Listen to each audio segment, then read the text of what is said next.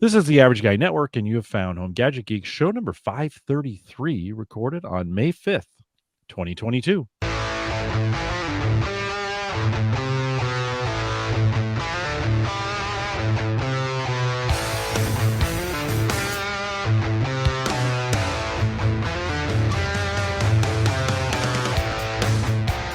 Here on Home Gadget Geeks, we cover all the favorite tech gadgets that find their way into your home.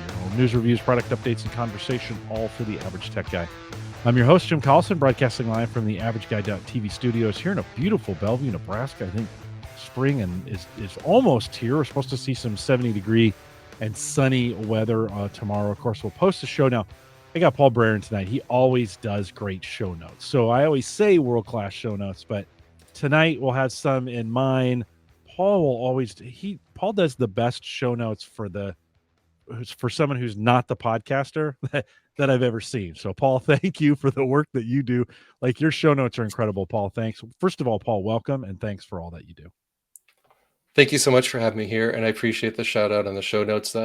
Takes some time, but gladly I can type pretty quickly, so it helps. No, you do. I'm always stunned. I think in some of the early days, maybe it wasn't as much, but you've refined it as you've gone along. And I want to say starting about 6 or 7 years ago, like at the end of the show, like you'd have in the evening or the next day, you'd kind of have a recap out that was like a million times better than anything I ever did. And I was like, geez, thank you, Paul. So I appreciate your talent. You're certainly using it. You've always been a tech guy that's had the incredible ability to document. For folks who don't know, if you're a new listener to Home Gadget Geeks, you should head out to Paul's site, Tinkertry, TINKERTRY. It'll be all over the show notes, tinkertry.com. And Paul just has the most comprehensive posts of anybody that I know. If I ever need help with anything, I'm going to go to Paul's site first to see if he's written on it. Because Paul, one of the things I appreciate about you and the way you do your site is if you don't just write it once and you're done. Like, you write it and then maybe something changes, so you go back in and correct it, or maybe you get an update because you did something, or you got an update like in the Ring days. You got an update from the manufacturer, right? And then you went in and add that information to it. So your posts are super comprehensive. How often do you think you go back and revise, update, edit a post that you put out there? It seems like you keep them pretty up to date. What do you think? Yeah, I'd say for the first year, I'll probably touch the average post at least 2 or 3 times to keep it up to date. And then in that first 2 days I publish something, I tend to get tweets or reactions or some follow-up, or a new article comes out that's more comprehensive that I'll add to a post. So you're right. Most people don't. They just publish something on a blog style, and it's that moment in time, and that's it. But I try to keep some up to date. And one example of one is, I think 500,000 people have read it. Easily update VMware ESXi. That one's well worth updating because there's so much of it that's the same between VMware releases. There's no point in rewriting the whole thing or copying and pasting it. Let's just make one URL that people can just refer to and rely on. So I enjoy updating posts like that humans are actually reading, right? Some of the other ones where only a couple, 86 people read it after it's been posted a year ago. Yeah, I'm not going to be maybe as likely to update that. But yeah, I mean, like most people, you try to make the best use of your time, whatever limited spare time you have. Yeah. And I like trying to get the right information out. And it's difficult. Like something like Insteon was a breaking story. When I first published it, I knew a fair amount, but I learned more in the next 2 or 3 days, and then went and revised that article about, Insteon pulling the plug recently. Yeah. Renaming the title when I got inspired, InsteOFF. So there you go. I just had to do it. I'm terrible at link baity titles, but I couldn't resist that one. Did you go in and change the URL and everything? No. So you left that the same. Yeah. If I make a significant update to an article, I'll notate it at the bottom, saying, update this date and time, and here's what I added. Especially if it changes meaning, but usually it's just additional information. No big deal. I want to come back to that Insteon post here in just a second, but I do want to say big thanks to Phil Collison. You might know that name. He's my son. Yeah. And he was on last week talking about his drums. I appreciate the emails. Several emails from listeners just saying they really enjoyed the episode. And anytime I get family on, it seems like people enjoy it. I get Sarah on here, or Sammy. And then Phil came on this last week. So big thanks to Phil. I think, he wants to get. We'll see if he gets his podcast started. He's kind of interested in starting one, but we'll see how it goes. And if he does, we'll have him back on and talk about it. But Phil, thanks for coming on. It was fun to see. He tweeted or he put it on Facebook, and then his wife was like, "My husband's was on a podcast." It was just kind of fun to see them make a big deal about the podcast. So big thanks, Oh, Paul. it's Let's. really, really cool to Oh, hear you with family. You treat it it's so a, professionally. It's just fun to hear you do it, it's doing a your ton of thing, fun. It's and a your ton of daughter. fun. Yeah, I enjoy. Of course, I always enjoy it. Well, I've got some pretty amazing kids, and it's pretty easy to do that when they're pretty great kids. So I don't. I didn't. For some reason, I lucked out. I had five, and not everybody gets five great kids, but I did. And just it's just pretty. The odds are against me, but for whatever reason, it worked out. Since you mentioned it, Paul, let's go back to Insteon. I think it's been covered. I know. I know it's been covered in the space a little bit. I think they covered it over there at Home On and some of the other yeah. Richard kind of. Gunther's awesome. Yeah, Richard covered it and talked about it. But did that affect you? I don't have Oh any yeah. Insteon in here. What how did that affect you and what'd you do? All right. So April 14th, cloud goes down. April 15th or 16th, I noticed that my lights didn't turn on in the morning. Let me take a look. And I look in the basement, I look at the hub, and I see a red light. I'm like, oh boy. So I start looking at Twitter, and I see Stacy Higginbotham at Stacy on IoT broke the story first. Insteon is down and may not be coming back. There, a legit title, and it's true. I then later read, like Ars Technica, shameful, Insteon looks dead, just like its user smart homes. Not really true. And then The Verge, Insteon's troubles are smart home tale as old as time. As Insteon and iCloud servers go dark, consumers are left holding useless pieces of plastic again. Not really true again. That bothers me when I'm reading even Ars Technica squeeze or bending the truth a bit. No, my devices aren't bricked. I've got in my office here, there's a toggle switch right behind my finger there behind me. It's a physical toggle. You push up, it sticks straight out from the wall. You push up, light goes on. You push down, light goes down. Here, I'll turn off my lights. That's an Insteon keypad in front of me that lets me do my overhead lights from when I enter the room or here. That still works. This is not bricked. All right. The part that is bricked is my daytime sunset, midnight, and sunrise programs don't seem to be quite as reliable. But for the most part, that stuff is local. But somehow turning off the cloud means not somehow, I can't reprogram. I can't change daylight savings time, for example. So I need to resolve this before November hits when we change our clocks, because I'm suddenly going to have my lights going on an hour before, an hour after sunset, which will look a little goofy because most of them are exterior in the house and you don't really want that. So yeah, I've got some time. It's not an emergency.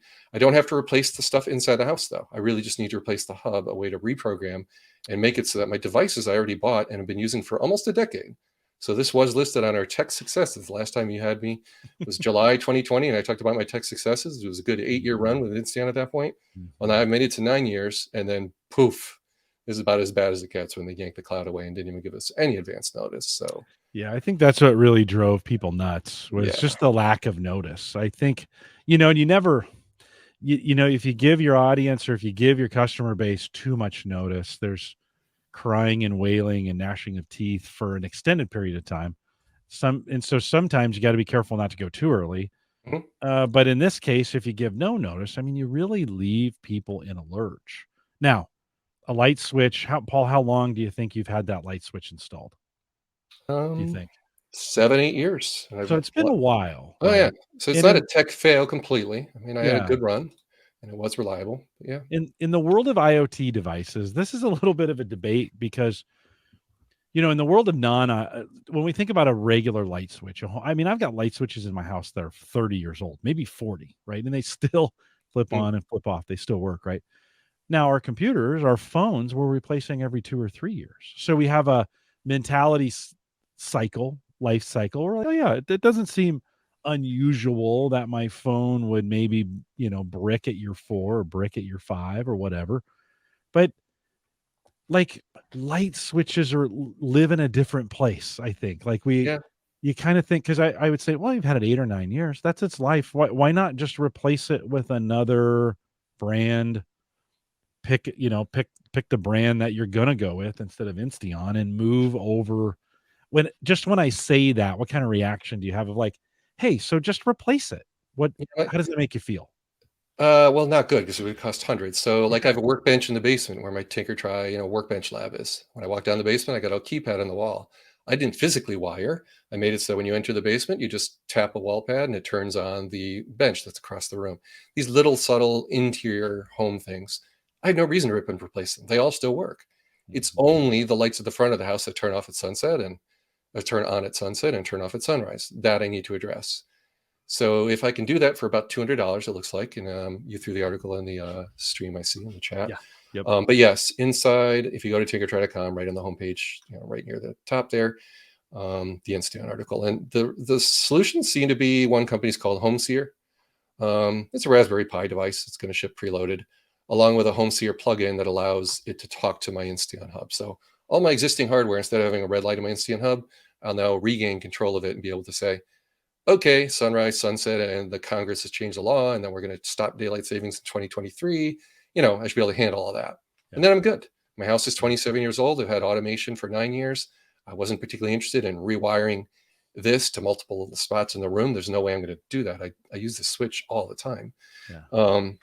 The same 4-position switch here, I'll show it on camera for those on YouTube. Let me it's just an Insteon switch with 4 positions. The top one does my lights above my head, as I already showed. The next one does my printer, which makes noise, and sometimes I don't want that going. Or at night, I don't want it to wake up and recalibrate if someone's in here as a guest room. And then the other one, it's just what else do I have? Oh, my computer's, all my screens and everything. I don't want to turn that off now because it'll kill the podcast. But when I leave the room, everything goes off on my triple monitor display here, and that's just with an Insteon switch. So here's the thing. The good news is local control works, right? It's a local mesh. So it uses RF signal and wire line. So Insteon tries to be more robust by repeating the signal throughout your house, propagating that, getting it to the far corners, and doing things like water leak detection. But luckily, I moved over from water leak detection from Insteon, doing that over on Amazon's Ring products now. So I am paying Amazon a monthly $10 service, but I get cloud storage of videos and I get police and fire. So my existing smoke alarms will still alert my fire department, even if I'm not home. That to me is useful. So most of the crucial Insteon stuff I was relying on, I jettisoned about 2 years ago anyway. So this is not that painful for me. It's really just the lights in the front of the house that aren't going on appropriately at the right time now. That's about it. Insteon didn't work with the Amazon ecosystem or Habitat or any of those home hubs that seem to be so common today. Yeah, they were a proprietary network. So doing it at a fundamental level, that was the risk I took, going with something that was the early X10 replacement. Insteon was the early shining example in that field. So it got me to replace them in 9 years, but now I'm paying the price 9 years later, where they just, you could, supply chain has hurt a lot of companies. So you could call this a side effect of that. If someone had bought them out, this could have been a much more graceful ending. Could I have seen that 9 years ago? No. I knew it was proprietary. I knew there was some risk, but I also knew it worked in all the 4 corners of my home and was quite reliable. So I'm not particularly upset, as you can tell. Those articles upset me because some of them were darn misleading. They're telling me I had a brick. I'm like, oh, when's it gonna be a brick? I'm like, it's still kind of working. My lights are still working. And then I read further and realize they're just link baity titles. Well, they were rushing to get the articles out. So it's not like they were spending any time. And I'm sure many of them didn't even have Insteon devices. Oh yeah. They were just writing, right? It was just, hey, we got to get this out. We got to get it done. We got to be the first one out there to make sure we get, we pick that up. And I mean, it's too bad. It's too bad, but I think it's pretty typical in the space. Paul, you and I both know, that we live in a space of people who get a review product on Friday, have a review written by Saturday morning, and you're like, really? Like, did you really get some time with it? I think one of the things I've always appreciated about you and your methodology is you're very thorough. And you take the time, if you're going to review something, if you're going to talk about something, you really get into the depths of it. Like we've done several Tesla episodes, and you dig in all this thing. It's not like, I just got it last week, and I think it's the greatest thing ever. And so I've always appreciated that about you. So thanks for being thorough on that. So it sounds like from an Insteon standpoint, you're going to be able to just replace a few things. You've got that all under control. You might replace a few things, and you don't have to do it in a hurry because it's going to work till you get it done, and you're going to be all right. Maybe. Are other people worse off than that? Well, I didn't order the replacement, and it's Raspberry Pi based, so hopefully it's Yeah. not stuck in a container ship and stuck because there's been problems getting those, right? It Raspberry could be Pi is 4 so months hard. before I get this. I Yeah. don't know. Yeah, that's true. So I know it's a back order, but at least the vendor was honest that this is a back order I was placing. So they're resuming shipments May 6th, or starting shipments May 16th. Do I have any clue when mine will arrive? No clue whatsoever. So Yeah. I'm not out of the woods yet, right? Right. So No, I you may got end to up deal having with to it. do so. Yeah. How many total? So, if you were going to replace all your Insteon devices today, Mm. how many do you think you have? I wish Like, I could fire up the app and show them all in a list, but now that the app is broken, the app just won't even log in because there's no cloud. So right. the local Right. control is not there when the cloud went away. That's because Insteon made a purposeful move to the cloud. And that did worry me when that happened 6, 7 years ago. But the cloud wasn't even there when they first rolled out their products, right? The stuff in my house worked. So when they went with a cloud, that left me in danger of it breaking. But anyhow, it's about 20, Jim. So each one about 30 Yeah. bucks. It's a Okay. significant investment. Okay. So you're looking at, hey, hon, I got $900 of stuff to rip out of the house Yeah. and rewire, like this wall. I'd have to open. Not a big deal, but Right. taking Right. a switch out No. and Right getting on. And you have to screwdrivers. decide. You got to decide who am I going to go with on this next Exactly. time, And kind would of I want thing. this to happen Yeah. again? Yeah. So Right. Right. cloud, Yeah. cloud only, I would stay clear of. That's the lesson. If there's anything you're remembering from us talking about this for a few minutes here, something that relies on the cloud, even for local control, oh boy, stay away, right? Because the internet Mhm. goes down. We all know this, whether it's Yeah. Wi-Fi, Bluetooth, whatever, your internet's going to have Yeah. moments. Do you really want someone in your house not able to turn a light on and off just because your internet went down? Well, You got to watch out for that. it was one of the when we had Habitat on here, that was kind of their, they position themselves as they have a cloud and a non-cloud, and Yeah, that's good. you can, if the cloud goes down, your things will still work. And they're faster because they're local. And so it is one of those things where I kind of think, now I'm not in a spot where, even if we don't have internet, I'm not out of the woods, because I've positioned all the switches so I can reach them if I need to just manually, turn them on. So I can still, in every case, I can still walk over to the light and turn it on. So Yep. I'm trying to think, no internet, where else? I mean, well, and then I bought a generator, but I mean, I'm back up, and unless we have a complete outage, I'm back up and running in whatever time it takes me to hook the generator to the house and then turn things on. So, Yeah, I think we um, talked about that too. I got a generator, right? I've only had to use yeah, it three yeah, times in the last decade, so it was a decent right, $700 purchase. But I yeah, did pay an electrician to put a transfer switch in, so the 7 crucial circuits in my home, including like the water heat, the circulator pumps, because I do have gas furnace in the basement. But to move that heat around the house is a water loop, yeah, that pump, right? yeah. Those are the things I thought about, and I'm glad I did. I've had a couple power outages since and able to save my parents' groceries, throwing them in the basement freezer and just keep the food going, right? Rather than Yeah. That's two a or three families losing the food every time you lose power for 2, 3 days. Food is what kill. Exactly. Like, I Yeah. get so angry when food goes bad. Yeah, it's Like, just so, the so the sad. generator was just an insurance policy, so I wouldn't get mad when we Yeah. started losing food. I don't care Yeah. about the electricity or lighting or even cooling in a lot of cases. A couple comments from the chat room. Joe Oh saying yeah. Impulse Insteon was one of the few that supported Windows Awesome. Phone back in the day. Now they're gone. They've gone the way of Windows Phone. Tim Fun fact. W says, makes me glad I have a Habitat, and I think Nice. that, that is a good. Well, and Tim, this makes me kind of think, Paul, as we're having this discussion, my Habitat is off. I haven't turned that thing on in 6 months to a year, but it gets me kind of thinking again. I've put in a bunch of really internet dependent devices. Habitat be a good backup for most of them, especially for the switches.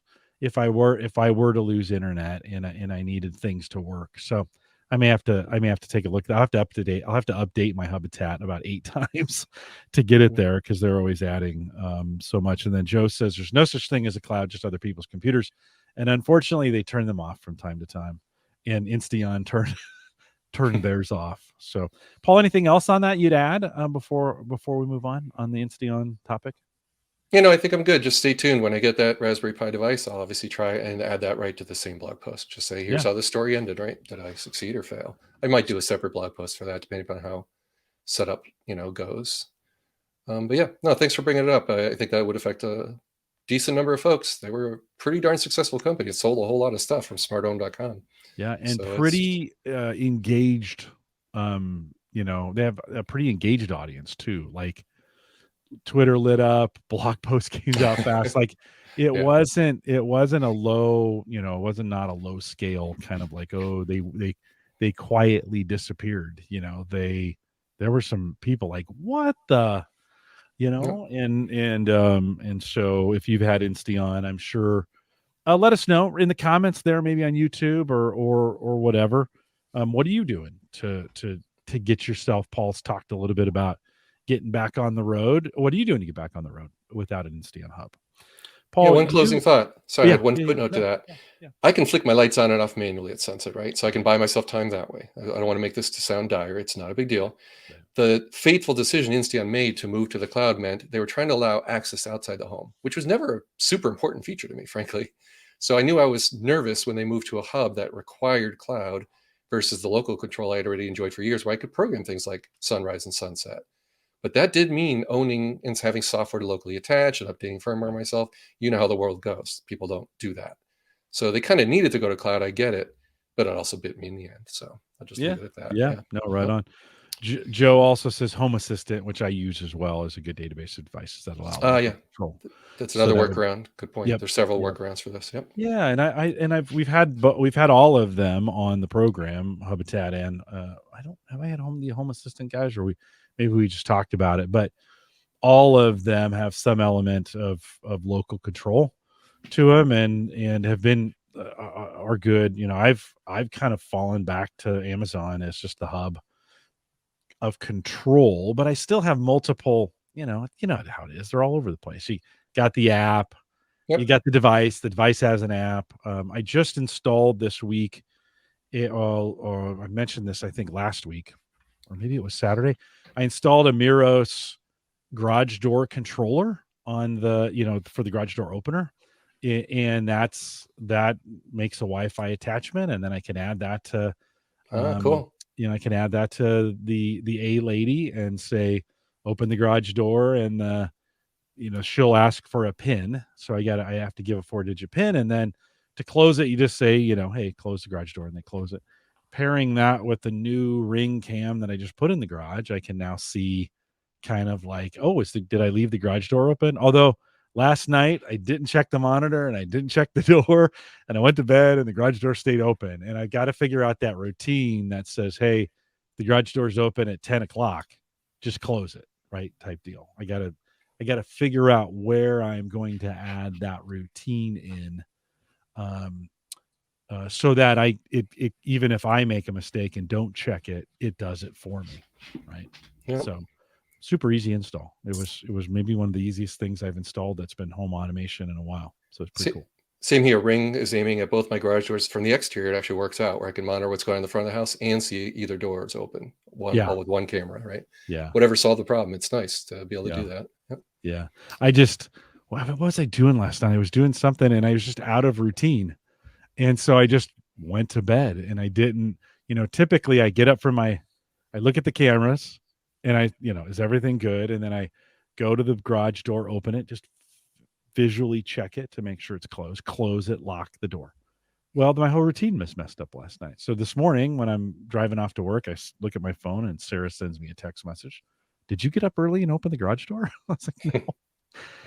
She's like, oh, it was open all night. Well, okay, we live in a great neighborhood, so I'm not too worried about it. But it was still I was like, oh man, I bought this camera so that wouldn't happen. And then I haven't figured out where I'm going to put the routine to check the time. And then, hey, if the sensor's open, close the door. That's going to be an automatic thing that's just going to happen. That needs to happen every single time. Why would I? That's just that one fail safe thing for me that keeps me from leaving the door open. So Miros, M-E-R, I think it's M-E-R, M-E-R-O-O-S-O-S-S, Miros. $35 plugged right into the Genie. It supports a whole bunch of garage door openers, literally 2 wires and a USB cable, and I was up and running pretty great. So, Paul, we've always had you on talking about, last couple years talking about Tesla, and I'll ask you the question that I ask everybody. You're 2 years right into this. Have you had one for 2 years now, or almost 3? 3 years and a third or so. Yep. Okay. So it's been 3. Over 3. Huh? If you were making that decision today, you still head in that direction? Has it been a good enough experience for you that you say, or maybe the question's better asked this way. If you could, would you go back and choose a gas vehicle 3 years ago Hell instead of no. buying it? Absolutely not. When you say the word, there's no way my wife and I would ever drive a gas car. We were pretty clear on the previous ones, but has it been a perfect experience? Also no, right? So that's where I'm honest in my article. So that's where the EV Decider comes in. So Yeah, tinkertry.com/EV Decider. can you do me a favor? I'm having Yeah. trouble sharing screens. Would you take a second and share your EV Decider page on the screen here, and I'll bring it up so we can take a look at it. Oh, sure. Let me set I that mean, up. so I'm intrigued by it. You took some time to kind of work through a decision tree for anybody considering buying an electric vehicle. And so one, why would you, I mean, this isn't something you just did, in a couple hours. I bet this thing took a while to put this decider tree together. Paul, why'd you go through that process? What's the benefit to you to helping other people decide on what kind of vehicle they buy? All right. Well, when I go to like Earth Day events and just hang out at a church parking lot and people walking by with their strollers and their kids and the hood's open and they're like, "Oh, you got no engine in there," and strikes up a conversation about EVs. It's really helpful for me to be able to point to a single article where they got all excited, but there's still stuff to consider, like how far from the nearest service center are they, or how often do they road trip? Those are crucial things. So I wanted to answer it all in one article. So I kind of had this in my head for a good year and then finally got it written April 22nd. But this one I'll be updating. And the premise here is, Tesla's a safe choice, more than 80% of the US market at the moment. Great for road tripping, absolutely. Supercharger network's fantastic. And I've supercharged, I think, 118 times at 82 locations. Flawless, never got stranded, never had a problem. So when Tony Rayner mentioned, range anxiety, the car's always told me to when to get off an exit. It's be really hard to mess up and run out of battery. Okay, so, but this article gets through all of that. It gets through. There's my table of contents. Oh, you know Huge, what? huge. Do me a favor, Yeah. reset that for me and just share the page. Oh, it's showing too much. You don't want to It's show the yeah, it's too, bar at the bottom. Okay. I can't see the I just can't see it. I want to, so Okay. So I'm gonna let's share just reset that that window. and show them. Okay. Yeah, for some reason last week, my browser is blocking me from sharing screens in StreamYard. And it did it last week and I should have fixed it and I just didn't. So Okay, is that better? there we go. I'll bring it up on screen. Yeah. Yeah, perfect. So this is certainly, you come at it from a Tesla perspective to say, hey, let's go jump back into the article for me, if you would. And you come at it from a Tesla perspective, but not Tesla's not going to be for everybody. I ran across an article this morning in the first quarter of 2022 for EV or EV like vehicles. Tesla only represents 15% of the sales for the year for the first quarter. So what there, and then there's some other companies that are selling EVs that are having some success with it. Tesla only held back by just what they can deliver. In the first quarter of 2022, they delivered about 398,000 vehicles. The second place company, which I'm forgetting now who that is, about 300 and I think 312,000 units. Everybody's restricted kind of by parts. Yeah. So I think sometimes while we think Tesla is the leader, and they are in total, but the other manufacturers are beginning to catch up in sales, because I think Tesla could probably be far and away the leader if they had enough parts to be able to make enough cars. They could sell more than they make. Yeah. And They just opened Gigafactory Texas and Berlin. They're able to make about 1 million cars a year at this rate. But something like the Ford Mustang Mach-E, they're only making 20 to 40,000 a year. They're way behind, and that's the legacy brand Ford, right? Everyone's heard of them. So it's taken a long time to ramp up. Your numbers sound like they might be global, Jim. In the U.S., yeah, Tesla's yeah, definitely a lot higher than yeah, 50%. those are global. Those are global. China's doing very well in China, Mhm. and they're Yeah. the number one market. So your numbers are definitely sounded global. But anyhow, that aside, yes, there's more choices. However, Electrify America and a little bit of EVgo, but mostly Electrify America is what all of them are relying on, like the new, somewhat anemic offerings from Subaru, the Solterra, which is a clone of Toyota, the two of them paired up. They're all relying on people's willingness to stop at a Walmart parking lot where there's only 4 charging spots and sometimes 1 or 2 are broken. That's a problem. That scares me. So if someone's really going to road trip a lot, like more than once a year for the family vacation where they go 300 miles to some lake house or whatever, great. It doesn't matter what brand, they can probably find some sort of charging solution, not worry about it. But if they road trip a lot like me, where I did 25,000 miles in 2018 alone as a business traveler, leaving Connecticut in horrible traffic, getting to let's say New Jersey at noon, I had to be at that business meeting on time. I had to know exactly how long my car was going to take to charge and what exit to get off. The car did all that flawlessly. I still cannot recommend any other car for that. Electrify America and EVgo have enough horror stories of charging inabilities with new cars that come out. It can take them months or even years just to get plug and go working, where you just plug the cable in and walk away from the car and it should just charge and charge your account. That still doesn't work for a lot of cars. Those are big barriers that really bother me. I'm not, it's not a healthy industry if you don't have a lot of competitors. And I'm not encouraging people to not buy the car. It's more, if you got cars with 200, 300 miles range now, like the very well reviewed Hyundai Ioniq 5, that thing's looking quite good. 47,000. You can still get rebates. And if you just don't take long road trips, more than like 100 mile or maybe 150 miles each day, where you can, even in the middle of winter, drive there and back without charging, who cares about the fast charging network? It doesn't matter to you. Go buy it tomorrow. I'm all for that. They're going to mark you up 10 or 15,000 though, because they're back ordered for months. Tesla's back ordered a year, Jim. They cannot keep up with demand. The word of mouth after the Super Bowl, they didn't even advertise on it. And the next day their pre-orders spiked hugely. Just people are realizing from watching the Super Bowl, 6 different companies that I've all heard of, Volvo, Polestar, a bunch of them are on there, kind of realizing, yeah, the world really is going electric. And that to me is exciting. Like that's what's happened since you and I last talked almost 2 years ago. It's really mainstream. The bad news is though, the darn supply chain and the chip shortages mean everything's back ordered or marked up wildly. People order their Lightning Ford F-150 Lightning EV day one of pre-orders. But now when they're told they want to take delivery right here in Connecticut, I have a friend who went through this. The local dealership wants to like, oh yeah, you can get an early place in line. You ordered early, but I think they wanted 10 or 15,000 more. Just, and that pads the profit of the dealer. It doesn't do Ford any good. Doesn't help their bottom line.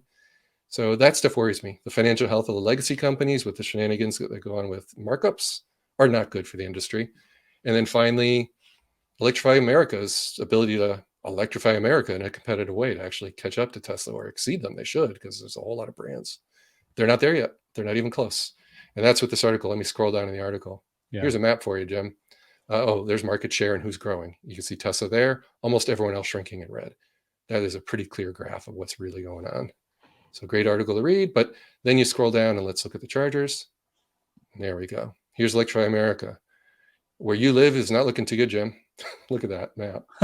It's getting better. It's getting better. I know, but that's still pretty terrible. Time. Yeah. You can't drive north. I mean, you're out of luck. Why would you? Well, still, maybe you have family in Edmonton. Who knows? But it's a problem. It's a no-go. Yeah, right. Tesla, you can. So anyhow, there's a big difference in the maps for those looking at video. But so I linked to that way near the top of my article. So I asked people, do you road trip a lot? If you do, you're going to care about this map. And go check what's the route to grandma's house and use a better route planner to figure it out and how long you'd have to charge and all that. So let's say you buy a car with an anemic charge rating, like a Ford F-150 Lightning. It's got a big battery pack and only 150 kilowatts. Well, a better route planner will tell you you're going to be stopping for an hour and a half for your 300-mile trip in the middle of winter to so-and-so's house. That's a long stop.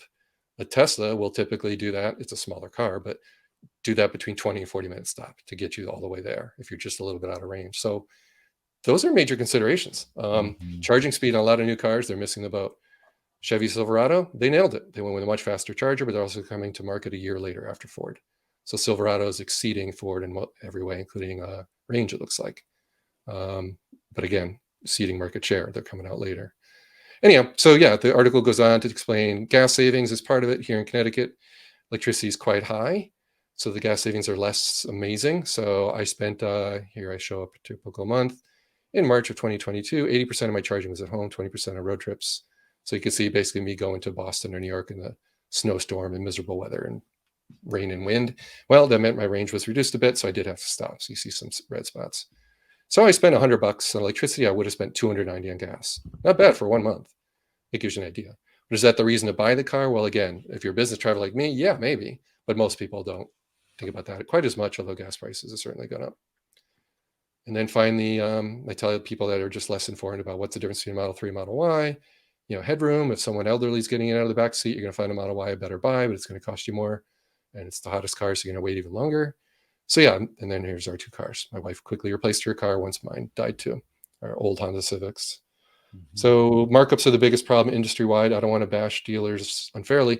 They're just struggling like everyone else, so they're making all the profit they can because everything's backordered.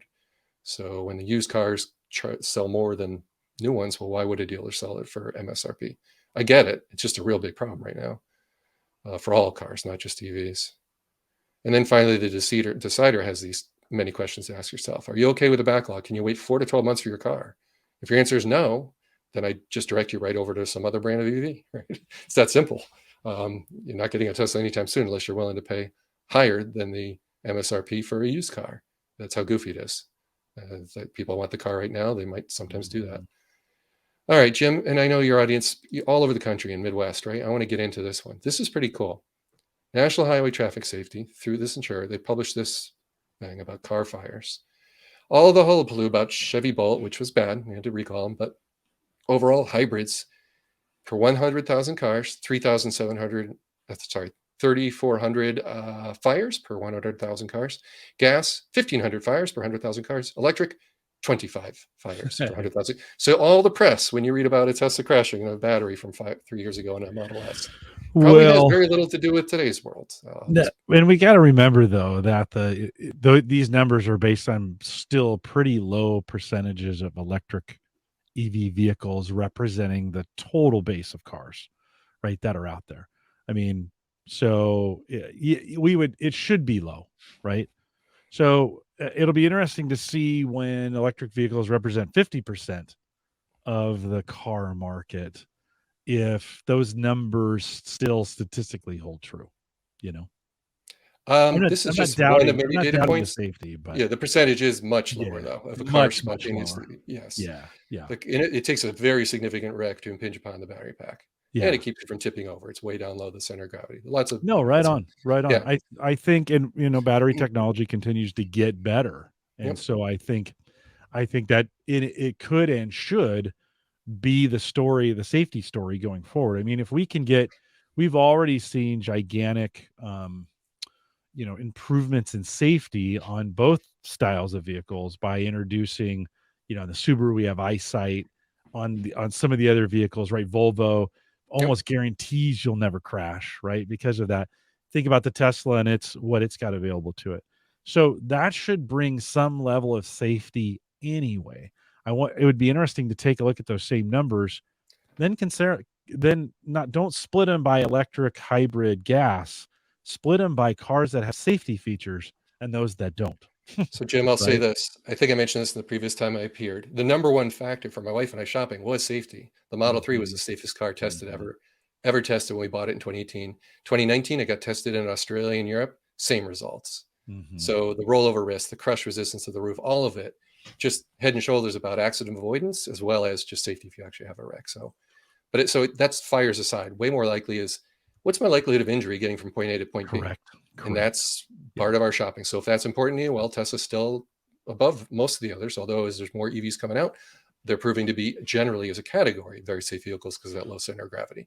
Flipping over is not good for fatality risk, right? So in general, EVs do well, very well. And having a motor in the front. Yeah, go ahead. No motor. Right. Let me go back to those numbers I had earlier. They are global numbers and they're plug-in numbers. So they include both EV cars and hybrid plug-ins, right? So they're including any vehicle that can plug in at this point. Globally, in the first quarter of 2022, Tesla still leads that space with 310,000, about 15% market share globally on those sales. BYD, which is a motor company I'd never heard of, BYD Motors. Yeah, China. They build, they're big. They're 14.3 or 285,000 vehicles. These are registered vehicles, by the way, not made, but registered. And then SAIC, which includes SAIC, GM, and Wuling, 170,000 or 8%. Volkswagen, which I didn't the Volkswagen Group, I didn't expect to see that in there, being their number 4, 154,000 or 8% share. And then Greeley Volvo, which you'd kind of expect in there, 110,000 or 5% market share. The top 5 represent 1 million vehicles, or half of the 2 million plug-in vehicles that were sold and registered in the first quarter of 2022. The others, 965,000 or so, represent the rest. So just kind of an interesting, I mean, Paul, certainly none of those other car companies show up in the conversation when we talk about EVs. It's Tesla, Tesla, Tesla, Tesla. But there are other, one, I don't know if BYD's they have I don't know if they are selling vehicles in the United States. So Not maybe yet. that's why they're not Hyundai showing is. up. Yeah. But GM is for sure. Volkswagen should be, and Volvo should be available.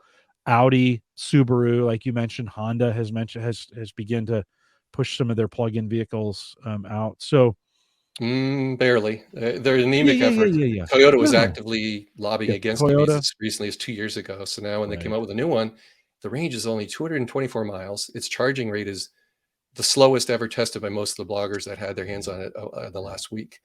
That is not good. It could take you hours at a DC fast charger. That bothers me. Mm-hmm.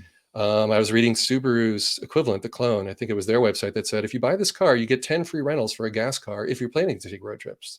What does it say about your product when you know the 224 miles range is much less in the winter when it's cold, and your audience is reluctant to buy an electric car, and they go and buy yours, but they got to go rent a car from you to get a gas one for extra range for their, that's just not good.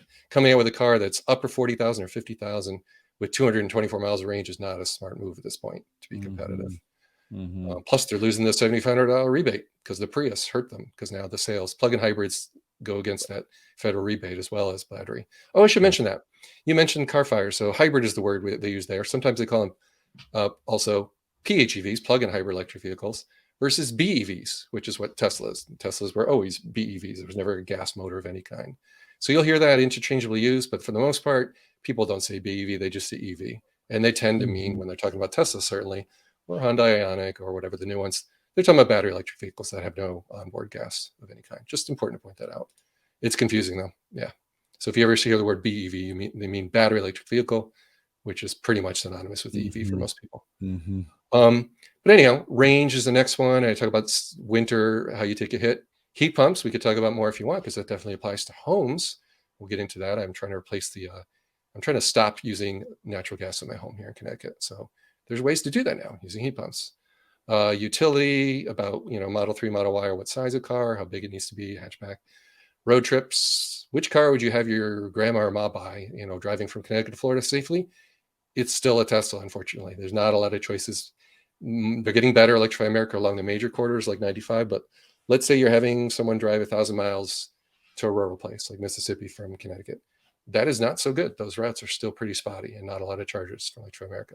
So that's why Teslas are selling so well in the US. Parts and service and repairs, not their strong suit.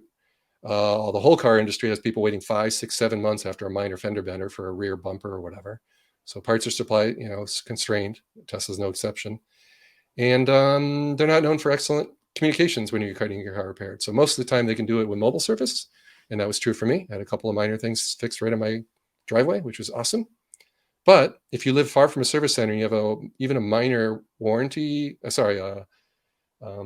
recall issue of any kind, if you live 2 hours from a Tesla service center, that's something you need to know before you buy the car. You can't be all surprised that no one else is going to fix your recall issue. And if you live 2 hours away, well, picking it up, it's not that big a deal to pick up your car from far away. But what about a service? You have to think about that stuff. Okay.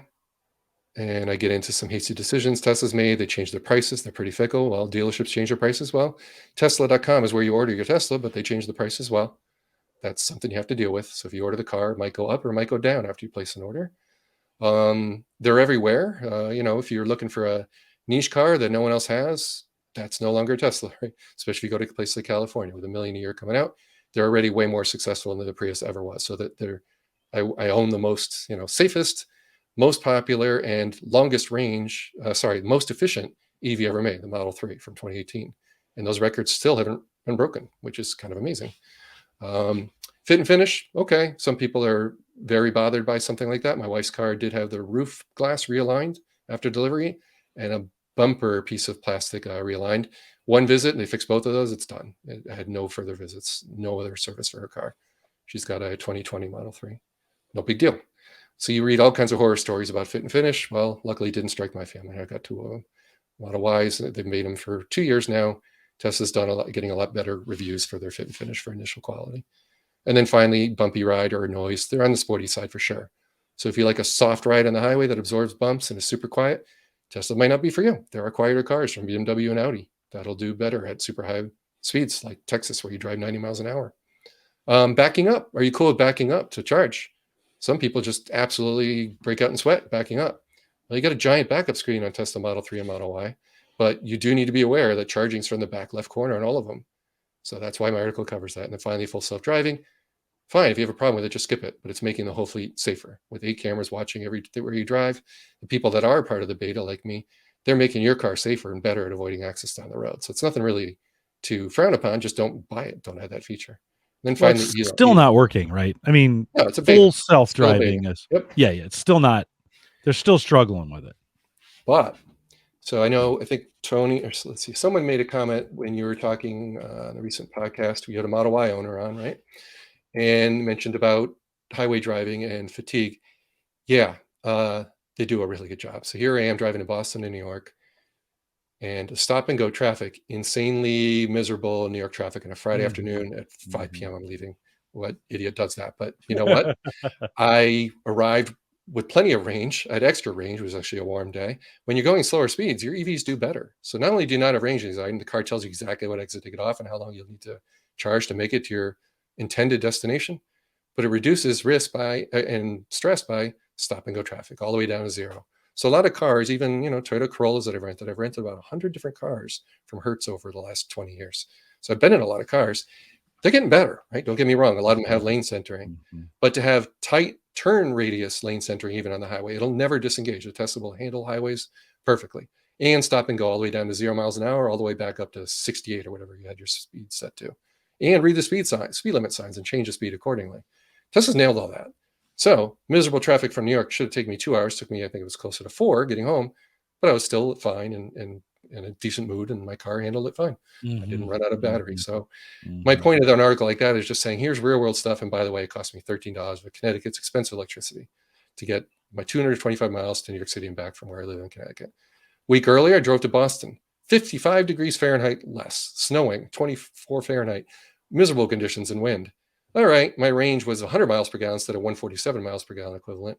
And it cost me 17 electricity instead of 14 for roughly the same distance. So snow does slow you down and impede, because you're driving on slush. It's physics. So if you read this article and get through articles that are that nerdy and that long, and you're ready to buy it and place your order, great. You're probably going to be really grinning like me 3 years later and 56,000 miles. I still have a blast every time I sit in the car. And that's the point here. And then finally, I give people tips on how to actually order. Don't finance it, pay cash, whatever. You'll get it quicker. Finance it from your own bank. Don't, whatever. There's some little tips there too. And then finally, Marquez Brownlee says, electric car pre-order problem. Great video he did. It's a major problem, whether it's a Ford F-150 Lightning, a Cybertruck, Rivian R1T, whatever you're waiting for. You're probably waiting 1, 2, 3 more years. Getting your place in line and having that money actually means, and that arrival date means something. It's been very bad. Rivian's not been doing well, meeting their delivery targets and dates. Everyone's struggling with that. And then finally, supply chains right now. Everyone's having trouble making EVs, period. So they're going to sell everyone that can make. Everything you saw in the Super Bowl will sell out very quickly, even if it's a mediocre EV, because there's just not enough cars to go around. I think it's going to slow down a little bit. I think we're going to. I think you're wrong. I think EVs are going to go quicker than people think. I don't think the numbers, I don't know how long we can continue to spend into this, whatever we're trying to do with ourselves in this economy, but just continuing to buy and buy and buy. It just doesn't, the financials just don't make sense. So at some point, this has got to stop. Like at some point, people got to go, can't spend $110,000 for a vehicle. Like the average person, when I went to go buy the Cybertruck, it was 50. It's probably, I think it's 62 now at this point, and it continues to climb. Like those things continue to climb in price, Paul. I think at some point we've got the average consumer has got to go, yeah, I just can't do this anymore. Like it's not at some of these price points that we're projecting. When I went, in 2021 when I bought the Subaru, I bought it for 25 new, and that's half the price of what the EVs were selling for at that time, and now a third cheaper than a lot of them are selling for right now. And I just don't see how those numbers are sustainable, like in the long term. At some point, the American consumer has to go, yeah, I can't pay that anymore. Oh yeah, no, don't get me wrong. When I say I Yeah. think it might be wrong in the EV adoption curve, I was thinking the hockey stick of people buying. Yes, if we keep up and make enough batteries and the prices stay stable or start to drop again like they should, Yeah. yeah, we'll do well. Yeah. If we're the current state, we're nothing like Norway, where 80% plus, I think maybe they hit 90% of their new car sales are EVs, but they have federal and tax incentives to do so Right. when you're living in Right. Norway. Right. Makes a huge difference because it takes the sting, the pain difference, Yeah. the price difference Yeah. out of the way. So I know I Yeah. agree. It's challenging times right now. I'm hoping revisiting this in 2 years, factories have scaled up. Tesla's doing a remarkable job of it, though. It's hard to deny that this number and these ridiculous graphs of their growth, all the competitors are really hurting. VW, more than half their sales rely in China, and VW's sales last quarter tanked by like 30% in one quarter. So now they're really hurting, even though they're making the ID4 and making a good effort and go of it to go to electric. Even they're having trouble going. It's not an easy thing to do, No. and especially for legacy. So whereas Tesla is successfully making $1 million a year run rate, and now they just open another factory. It wouldn't be long before we get to 2 million, and that's a I chance of wonder, making a sizable difference in the fleet of America, because we're only but 3% electric or something at this it point. wouldn't take much for one piece of their supply chain to collapse on itself, and then they too could be stuck with. I mean, they could sell. They're underproducing what they could sell right now. They can sell more, assuming people will keep paying these prices, right? I Yeah, mean, no, the prices are a big problem. Yep, agreed. I just it's we're in this weird spot that I think everybody who can buy them. This is going to be a broad generalization, Yep. but everybody who can buy them and afford them has done that. And there'll still be some out there, but the average guy is kind of looking at these prices now and going, I mean, and it's not like gas cars are any cheaper either. Like they've gone up in price as well. And so the average consumer is looking at these new cars if they can get them, and they're like, "Oh geez, this is 30 to 40% higher than I anticipated, just a year ago." So I don't know. I think it's going to be at some point something's got to give in the whole automobile market, not just EVs, not just gas vehicles. Well, I don't want to sound too glum, but the average American car, 48,000, which is expensive. Imagine car, I just said, not EV. Hyundai Yeah, Ioniq coming in right at that price, their base right. model. And we interviewed a guy here, right here in Connecticut. He leads the Tesla Owners Club of Connecticut, and also owns a Model 3, as well as a Hyundai Ioniq 5. And it's got fast road tripping and charging. So there's a car where you still get a rebate, so you can get a rebate off your 47,000. Mhm, That's quite favorable. That's cheaper, and that's mhm. actually, if you can find a dealer that's not going to mark it up 5 or 10 grand. And Right, right, there's right. spreadsheets on Reddit where younger people that actually reread it, find the spreadsheet, will just drive to Massachusetts or somewhere out of Connecticut to get their car without that $5,000 or $10,000 Mhm, markup. And I've mhm, met 2 people who have done that. So I don't want to sound so dire. It's not that we're finally mhm. getting cars in this price point in 2022 that are finally being delivered in decent numbers, not 2,000 or 5,000, but 20, 30,000. And that's South Korea. That's Hyundai. That's doing well there. Jim, the other thing I'll say too is just globally, if you're making a car and it relies on a whole bunch of third parties like Detroit, where you basically design the car, but the parts come from all over the world, you design almost nothing.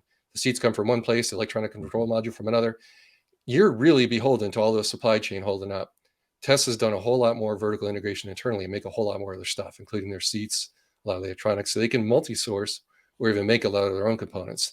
That's why they've been Yeah, able to pump out cars and have their sales yeah. figures grow, even though the very, very dire state the rest of the industry is in. So I know I'm sounding total fanboy here, but this chart really shows, compared to the change between 2021 and 2019, it's dismal for Fiat, Infiniti, Dodge, Lincoln, Chevrolet, Cadillac, GMC, Ford, Subaru. They're all hurting big time. The only one that's way ahead Porsche and Tesla somehow keeping up through the supply chain. Mm-hmm. And then BMW's their lunch is getting eaten by Model 3 sales. So, and they're actually number 3rd right behind Porsche. So I don't know, interesting times ahead, but you're right. We're in a 2-year weird phase. Hopefully it's not 2 more years of this with the supply chain constraints. Well, and let's not forget, there was a time when Ford, GM, the American car manufacturers controlled their supply chains. Like this isn't new to making cars to make, to own all the components of them. There were times in Detroit where that happened. We found in the 70s and 80s, those car manufacturers found they could squeeze the price out of it if they had competition in the parts, and the market was stable enough to support that. And so they began to outsource all those components to their vehicle manufacturing, put the squeeze and kind of the onus of responsibility, just to be honest, on outside manufacturers, because they found in the long haul that was better financially for them than owning the whole supply chain, right?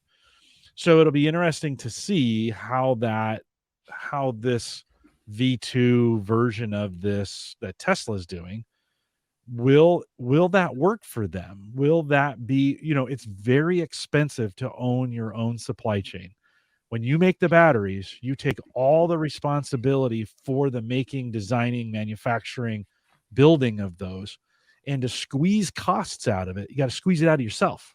It's much easier to put the squeeze on a third-party manufacturer or competition and squeeze those down. Now we know when vehicle manufacturers do that, the quality always goes down, and the lawsuits then come and get squeezed. Right? This is a cycle that we go through. So I think it'll be interesting to see in this V2 version of this, how long will Tesla be able to support the total ownership of the supply chain when price pressures start to be introduced again. Today, they sell something, they get their asking price or more because the early adopters are just paying whatever it takes to get it. What happens when it reaches GA and the average consumer is buying it and is expecting it to be cheaper than it is, right? What happens when they have to make a car for the average person, I guess is what I'm saying. I guess my polite reply will be, even Herbert Diess, the CEO of VW, saying, in Germany, it takes us 16, 18 hours to make a car from when it's first started till it rolls off the line. Tesla's doing it in 8 hours right in their backyard in Germany now. That's almost embarrassing. They pump out a car by casting this giant zinc cast to the front and back, aluminum, excuse me. Looks kind of like the die-cast zinc cars of our childhood, Jim. Where you stamp out the front end of the car and the back end of the car, replacing 200 parts each and dozens of multi-million-dollar robots in a much shorter assembly line. So they're able to make it's the most productive factory in the world is Tesla Gigafactory in Texas. So that has the most density and the ability to pump out the most cars of any factory in the world. So it's also the biggest factory. So that's, of any company, they seem to be doing it, Jim. I mean, they've been doing it for a decade, and my car, the Wild 3, has been wildly successful pumping them out, including before the price went up. They're already profitable. So they do know how to get a profit. They have a higher, you're nodding your head, their profits are looking a whole lot better than competitors, Jim, as far as the markup. They can make those Model 3s cheaper and cheaper, but getting smarter and smarter about how they make them, and they still charge the same price, meaning they're making more profit over time because they're constantly innovating the factory. Yeah. Tesla's really about the factory in innovations. Yeah. And that's the part that's harder, And again, I don't own any stock in Tesla, but I'll just point that out. It's a good argument. Not one I intended to go down. I love talking about this kind of stuff though, but we saw Ford do this in the 70s and 80s in that sense of being of some of the innovations that now we look back at that today and go, but that's the hindsight of history of looking back and saying, right. I kind of wonder as we look back, as we get through this time, and it looks great for Tesla today, but will that change in the future when everybody can catch them, right? When everybody can do, Volvo can't do it now, or BMW can't do it now, or Mercedes can't do it now, but it won't be long before they can. And so what happens when they just copy those, like everybody else copied the Detroit, right? And drove Detroit into the ground. I mean, Detroit was the city on a hill for 50s and 60s. It looked like it would never go anywhere. And yet in the 70s and 80s, Asia manufacturing crushed them, right? You know? I just wish I was seeing more cars, Jim, where they seem to get it, and I'm not. Like a lot of them have this Yeah. giant barn door front end that's terrible coefficient of friction, and they Yeah. just put a bigger battery in Yeah. there and make the No, I car know. heavier. I They know. That's not Yeah. competitive with Tesla. There's nothing Right. smart about Right. that. That worries me. It's Makes me also want yeah, no, right on, but it's also a microcosm. We're only a couple years into this thing where they, Tesla got such a far jump Mhm. on this and they had the benefit of starting with nothing. So they could come at this with Yeah. no with no you see some of these car manufacturers trying to retrofit their gasoline ideas into EV ideas, and we just know that's just not going to work. Yeah. They'll survive, Maybe, the not all ones of on them. the bottom will die for Yeah. sure. Yep. And I think some of them will figure it'll be interesting a decade. I mean, this isn't next year, right? I mean, I think it'll Yeah. take a decade to kind of wash this out. But yes, Tesla is a shiny tower on a hill today, but I think there's some folks coming after him, and I think this could be pretty interesting in the next 5 to 10 years. Oh, I agree. It's good for the Yeah, industry to have folks yeah. who You want a you want to hope, competitive, healthy industry. Yeah. yeah, yeah. You want to hope so for sure. Um, at this point, I'd hoped there were more, honestly, after following this industry more carefully the last 3 years. But yeah. Hey, in Um, the final minutes here, you're showing the notes, which is awesome. Let's talk about health fitness apps because we had John Biggs okay. on here the other day, and John was talking about a patch to monitor his his glucose and all the things he's been doing. Paul, what approaches are you taking to health? I mean, what are the gadgets you're using right now to be healthy? Yeah, I'm looking down on my phone here. So my older son alerted me to some new stuff in highlighting kind of overall fitness in the health app on a phone. So yes, I've got an Apple Watch now for I guess 3 years. And yeah, it's looking at my pulse. At work, there was this app called Version Pulse where we're incented to join our teammates and kind of compete and show how many steps we do versus other teams at Dell. Nice little competition. Basically, a little embarrassing. You're there for a month, and then you can see how ridiculously some people are exercising for hours every day. Doing 5, 7, 8, 9 miles, and I don't have the time for Yeah, them. So anyhow, right, whether it's right. treadmill or running around outdoors, oh my gosh, I get a little bored, a little too ADD for that. So I'll watch, Amazon Prime or something while I'm on a treadmill, whatever. But the point is, I do like things like I'm trying to find it here. I'm having trouble finding it. Both the health app and the fitness app, I've started to learn to dig into them a little more, to learn a little bit more about myself, right?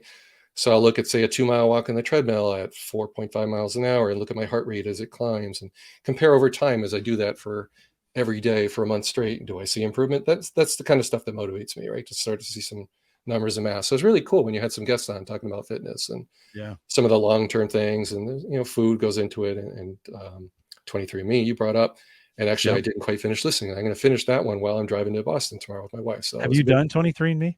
No, I've not. No. Would you? I don't know. Let me stay tuned until I listen to the rest of your podcast. Maybe your guest will convince me.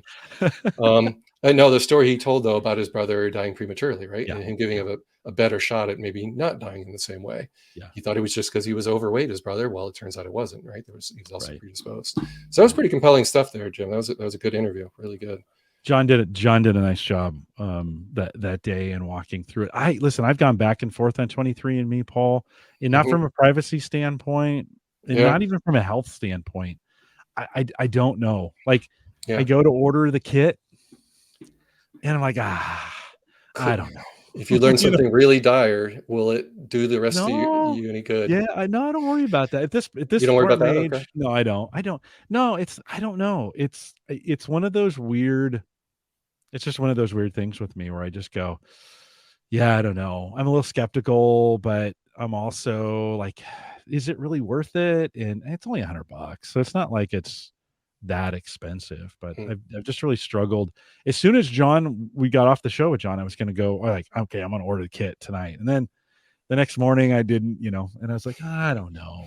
I don't know if I want to know that much, you know, Well, just one of those kinds of things. no, I So hear I hear you. To know yeah, something about, or if something is going to worry you unnecessarily, kind of like how I feel about well, just tying it back to Ring, seeing what Yeah. thefts are happening a mile away from you. Is that relevant to I lived in this house 27 years. Is it relevant to me to know what's happening a mile or two from here at the edge of a city where it's always been worse? Now I just get to know about it if I turn on the Ring Neighbors feature. Does that make my own life any better? Or does it just put more fear in me, which is unfounded because nothing's really changed in my neighbor? I don't know. But anyhow, back Well, to knowing. no, Yeah. hold on. Let's not go back Yeah. for a second, because I Yeah. think Ring. there's an Okay. interesting question. No, there's an interesting question in this. And do you enjoy? I've been thinking a lot about this idea of happiness and enjoyment, right? Mm, In those two emotions that, regardless of what you do, for you, is it bringing happiness or enjoyment in what you're doing? yeah. So you talk about like knowing the safety of, or knowing the lack of safety that's going on in your neighborhood. Is that bringing happiness or enjoyment to you? Well, for some people, knowing they're safe is better than not knowing they're safe. For me, I look at those things and I monitor them for about a week, and then I go 10 or 12 weeks without even looking at the app, right? Because it doesn't bring me any enjoyment. You've had someone So break into your car and you're I still that know. chill, Jim. No, That's I know. impressive. I But know. that's a healthy outlet. So Yeah, anyhow, with my wife, I was a little concerned. Yeah, she'll be. It's kind of like doom scrolling, right? It's not for me. I don't enjoy watching 5 videos like that of someone pulling on door right, handles in driveways a mile or right, two from where I live. Does that do me right. much good? My Yeah, wife, though, she's totally into it and loves the Ring system for that. And that was one of my fears when buying. Like, do I right. really want that Yeah. feature? Is that going to do something for me? I don't know. Mhm. So yes, like most people, you have misgivings about any tech you buy. There's pluses Yeah. and minuses. No, Um, I think oftentimes we need to think like, um, uh, to go back to the Tesla conversation, like mm, I've watched both you and Ed really enjoy their Teslas and get into them, and the things, and you more than Ed, but Ed's really enjoyed his. And I kind of go, I think in the Subaru I bought, it's got this huge dash console, this big 17-inch screen and all these things available to me. And I'd used them for like a week. And then I was like, it's a car that I drive, and the enjoyment of it for me left pretty quick, because I just don't get into to like, I like it for a week. That's what's great about being the host of this show, is I can interview people like you who love doing this kind of stuff. But I would never be able to, I just wouldn't find enjoyment in it long term. I just want to drive it, right? Now, that doesn't mean I shouldn't have bought a Tesla, but the point of the thing is I'm trying to think, what's bringing me happiness and enjoyment in the things that I'm using, and too many stats sometimes brings me down, you know? yeah, just out of Mm. put a bow in it, I'll say in our life, for us, being cooped up and having restrictions on eating at restaurants and stuff, my wife, it was a huge blessing to just have a picnic, sit in our Tesla, and watch Netflix on the horizontal screen. That's 3.5 years almost into our ownership. We absolutely enjoy Yeah, those features and use yeah, them. When the yeah, car is parked, whether it's supercharging or just enjoying nature or looking at blue yeah. clouds floating overhead, I or love it. I can drive 38 miles and get to the Atlantic Ocean, see the beach, and Yeah, just sit there and eat lunch with my wife. That has been such a huge mental health yeah, blessing yeah, for us. Not for yeah, everyone. I know some people don't give a hoot about any electronics in the right. car, but this is the one car I actually use those electronics well into the ownership. And for Yeah. me, it's been very good. That has nothing to do with driving. It has to do with sitting there parked. Well, enjoying nature. So we're all a little different. It's fine. I think that's a perfect story on happiness and enjoyment, and like doing the things that bring Brings you you joy, joy. brings you Absolutely. joy, right? I think the world's And learned that in the last 2 years. yeah, Focus on that. We've got no, to. Yeah. no, right on. And there's so much available to us, just that now, to come full circle back to 23andMe. There's so Mm. many things available to us, and I just kind of go, yeah, I don't know if that's one of those I need for me. And some people would say, "Oh no, you need to know." There's some conversation going on in the chat room. Tony says tests coming to possibly predict Alzheimer's disease, right? Yeah, Tony. Yeah. Yeah, and and I kind of go, I kind of want to live in a little bit of ignorant bliss, Yeah, no, I you hear you. know, Yeah, the rest of you your know, days on this planet, and is it there's gonna improve the likelihood of them being better, or yeah. a good Well, chance of and them some being people would worse? say, Yeah, I can't live knowing that, not or yeah. not knowing it. Well, okay, then do it. Like if you're Mhm. adopted, right? If you Yeah, have this right, cloud over right. your head your whole life, you're wondering what is my history, and you want to know it. Well, maybe that's the person to do it. But I'd say it's one of those things not for everybody. Yeah. Yeah, Um, yeah. Cardio fitness is the thing I get into. VO2 max. That's the number I was looking at. Mm. So my son tipped me off for that. And it's something where I can look at, am I trending up? Does my heart recover faster after exercise? I like that stuff. That stuff is what motivates me. Those are nerdy things, though. Most people don't want to look at a graph or interpret it. It's not for everyone. But having the data and have my watch gather for it, yeah, that's been a blessing. Apple's done a good job with looking at my heart rate and all that stuff when I'm getting on a treadmill. And I go in cycles. So I'd follow that VO2 max for a couple weeks and then I would stop because it'd just get boring. Okay, and then I'd be like, okay, I need something else to like, what's the next thing I could track? And so for me, I like to cycle through all those things. I just don't have any durability in over the long term. Although I've done 533 of these, so I've got a little durability somewhere. But for those kinds of things, I get into it for a couple weeks and I'm like, then I move on to the next thing. So it's, I think for a lot of people, it's finding that sweet spot for yourself and then just live in it, like live in it and enjoy it for what it is. Don't try to necessarily live in someone else's sweet spot. Don't for the longest time, I always felt guilty. I'm not a very good reviewer. Like, you are, Paul. You're great at reviewing stuff. You're thorough, you're consistent, you're fair, you're articulate. Like, you're a great reviewer. And I always thought to be a podcaster, I had to be a great reviewer. And it took a long time for me to go, yeah, I just don't want to do reviews. I hate them. That's the last thing I want to do. Right. I just don't want to do them. And man, when I gave myself permission to not be a review podcast kind of guy, that's the best day of my life. Not really, but you know what I mean. Yeah. So anyways, I don't know why I'm getting all philosophical on everybody, but hey, it's been 10 years we've known each other. It's a good time to get philosophical. I know. It's a long time. That's awesome. Paul, anything else? You did mention some meal kits. Because we've been big Hello Fresh fans. Have you it looks like you compared maybe a couple others in that market. Did you find any? I think it was 4 years ago. Maybe you started talking about Home Chef or something like it. I'm not sure when you first did, but you motivated me, and I got started and did that for a bit. At that point, finally, my job let me work from home more, so I'd be the one trying to cook and have it ready when my wife got home. So I managed to do that for about a year and a half, maybe two. Quite good. You're right. Absolutely delicious. So certainly the best stuff I've ever cooked in my life because I have no idea what I'm doing, but I could follow a recipe card, right? So it made me look like a hero, but it's work, from when I first go to the kitchen till I'm done cleaning up and loading the dishwasher. I didn't always, take an hour and a half or hour and 15. And I like blogging is my happy place, or there's an article in my head and I'm just like, I want to be done with it. So we covered a Real Eats, which is just bags of pre-cooked food in a vacuum sealed bag, where now all you got to do is boil it or microwave it. You can leave it in the bag and warm it up and then serve it. Boy, did that shave time. So now in 20 to 30 minutes from getting into the kitchen till serving and loading the dishwasher, you're looking at like 40 minutes tops.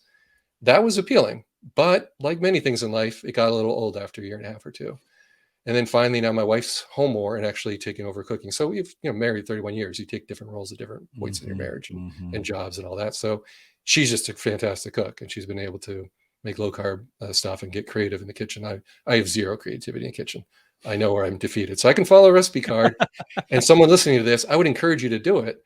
And I'd be fine with eating Home Chef the rest of my life if I felt motivated enough to really want to do that kind of 45 to an hour prep time for almost everything. The prep always seemed longer than what the cards told me. Oh, so, for sure. Yeah, absolutely. Those cards. HelloFresh is the same way. They're like, 30 minutes. And you're like, no it's really an hour. It's really an hour. So it's not like I hate cooking. It's just when you do it 3 or 4 times a week, it can get a little old if it's not like in you that you love the kitchen and preparing, right? So that doesn't mean don't try it though. And certainly made my wife and I healthier for sure. We've definitely eating better and avoiding the processed food aisles of the supermarket, way more in the produce aisle than we ever have in our marriage. And all good things. And it also taught my wife a whole lot. All the sauces, demi-glaze, whatever. She now buys stuff she probably wouldn't have had we not had those recipe cards. So it basically upped both of our games as far as what we can serve ourselves in the kitchen.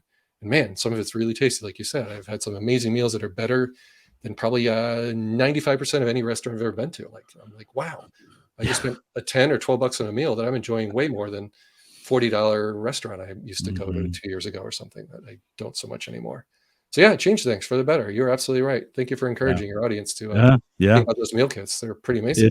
It is. And it's been, I've gone the opposite way where I've really done more cooking and I've really enjoyed it. And I've learned a lot of things about cooking in that. And I want to do more of it, and so Now I don't have any issues if we're on a Sunday night when we don't have a HelloFresh meal. If we're going to do something fresh, the components come out and everybody just jumps in, chops, gets things ready.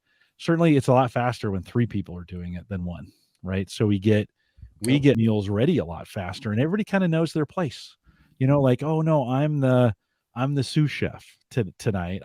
We have a chef and a sous chef, and then a bar back, and the bar back makes sure everybody's got something to drink, right? And then the other 2 are cooking the meal. Well, that all kind of came out of HelloFresh, right? That kind of came out of those disciplines. I think the thing I want to say about this is we've been, talking about all this supply chain magic that's happened with Tesla, but think about the boxed meal space. And Paul, 10 years ago, none of that existed. And nor could you have thought they could send you food in a box and it would actually fresh food that would actually work. And somehow during the pandemic, wasn't always the best quality, to be honest. Getting fresh is hard, but somehow during the pandemic, we never missed a box. We always got what we ordered, and it was always really great. And you would think of all the places that would struggle during a pandemic and a supply chain issue would be our fresh food folks. And they somehow figured out with their technology, and you got to think about the manufacturing centers there that are putting these boxes together or vacuum sealing these meals for you. You got to go, man, they got to have some seriously good tech in those places to make that whole thing work. How do you know how many green onions to order? Yeah, no, Right? I know. Yeah, I agree. And the quality's got to be tops. My wife's pretty Yeah. picky. If she had a slimy leaf of lettuce while the whole thing's going in the garbage, she'd be really picky. And she Yeah. usually picks things carefully in a supermarket. So for Right. factory style assembly of those meals, they got to be very careful about quality. There Yeah. was some weak spots. If you had a bad meal or some element where the Brussels sprouts were just not kind of old or limp, and you couldn't really report it, you couldn't just tap, bring up the phone and say, yeah, you had a component you missed the boat on this week. They just didn't do a great job of that. Home Chef and Really. So those are the only 2 I've tried. You've tried several others, I Yeah, think, too. HelloFresh is really good now. You can go in and like Good to know. I opened up the bag and it had 2 potatoes. We were making mashed potatoes that night and we had 2 potatoes. Wasn't gonna make it. We're like, Mm. so I just quick went in and there's like a 1-button call and I got somebody on the phone right away and I was like, hey, we were, we were missing potatoes. Oh, we'll take $17 off. Oh, geez. Okay. I was like, well, Wow. it's probably not $17 worth of potatoes, but you're not going to argue with that. And Their way of I apologizing. credit that to the next meal. They're like, hey, we see you've been a customer for 3 years. Thank you for your service. Like Ooh, that's dedication. HelloFresh, yeah, kind of Took a long time. HelloFresh kind of had it on, which if you're going to do that kind of service, you're going to have that kind of much like Tesla, right? You don't take it to a service center. Somebody comes out to you in a lot of cases, right? And Yep, yep. does the repair, does the upgrade. Think about that. If our parents would have ever imagined a mechanic coming to the house to do the repair, they would Yeah, have said, That's never going to happen." yeah. They'll go to And yet people's today, workplace too. They did a good right, job. That's a smart right, move. no, It's how right, they sell in like Vermont, New Hampshire, have no Tesla service centers right now, but right, people right, own them and they get mobile service. Tesla sends employees there, which they find affordable more so than opening a service center. I hope they do open more service centers. They need to right. scale them. But hey, one more thing about Home Yeah, Chef. Sorry, I didn't mean to ding what you've tried. It's no, just that we were no, trying for lower carb options. There yeah, wasn't much out there. So 3 years ago when we were shopping, we really struggled to just find someone that had a filter. Just say, give me lower carb stuff and give me substitutes for potatoes, whatever. Because we right. had a lot of potatoes when we had some of the early Yeah. ones. So I think we tried actually 3 servers, I think, over the few years. So, but yeah, that's not forever. You got to shop. Each of you have different needs. I don't, whatever you. No, right on. Yeah, And there's so many of them. There's enough of them that you should, and they all have free plans. You yeah, should try them yeah. or get to know people who are on them because they probably have free things to give away. Like if you wanted to try HelloFresh, just go to theaverageguy.tv/HelloFresh and or contact me. We always have kinds of free things to give away for that. But yeah, give them a try. And like you said, we went to Freddy's the other night. I took Sammy out for dinner, and Freddy's is a kind of a Midwestern, really greasy hamburger place. And Okay, never heard of right. it. So, All right. but it's like, like before the pandemic, you'd go and burgers were $5.99, $6.99, $7.99, right? Hmm. I went in there. We hadn't been in there since the pandemic. We went in there, 12.50 or 10.50 is where they Oh, start. Yeah. And I was like, I said to Sammy, I'm like, wow, like Yeah. I've been hearing about inflation, but this was the first time I had really seen it in retail. Yeah, Brian says Freddy's is amazing. Love their shoestring fries. It's what they're known for. They also flatten their burgers and put this seasoning on it, so you get a really thin. It's well done. You're not ever going to get sick at Freddy's.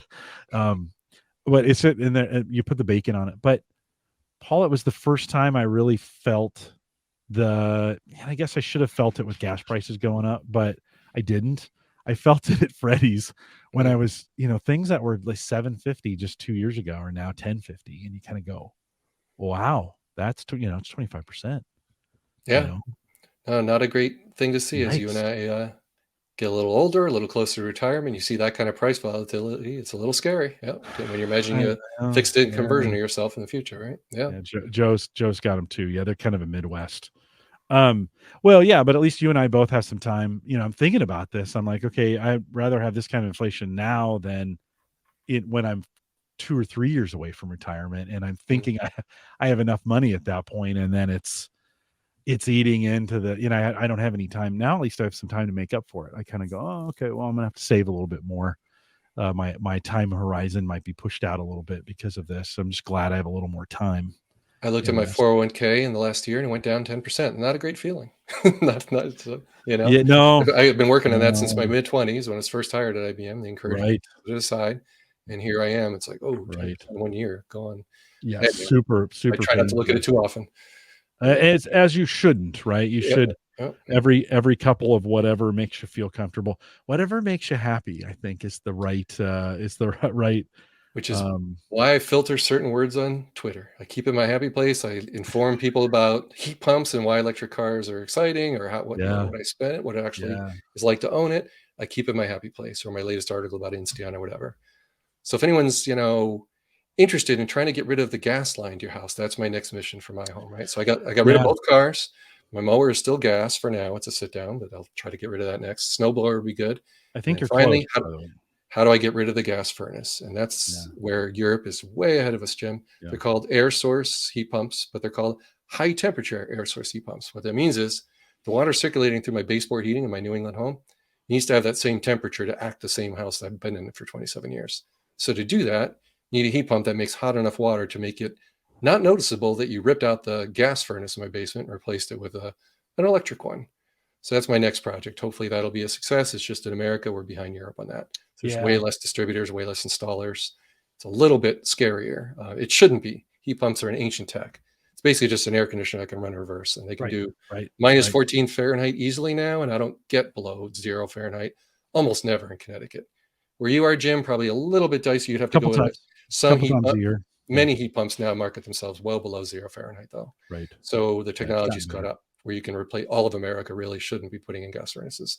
Some states are outlawing them. So some states like California are way ahead of us there.